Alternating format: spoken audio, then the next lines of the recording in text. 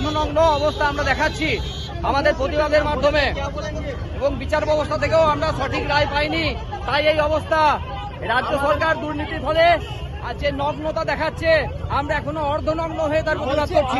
পুলিশের ভূমিকা হচ্ছে এখানে খুব অতি সক্রিয়। পুলিশ সবসময় চাইছে আমাদেরকে সবসময় প্রতিহত করতে, আমাদের শান্তিপূর্ণ আন্দোলনকে সবসময় চাইছে বিভিন্নভাবে।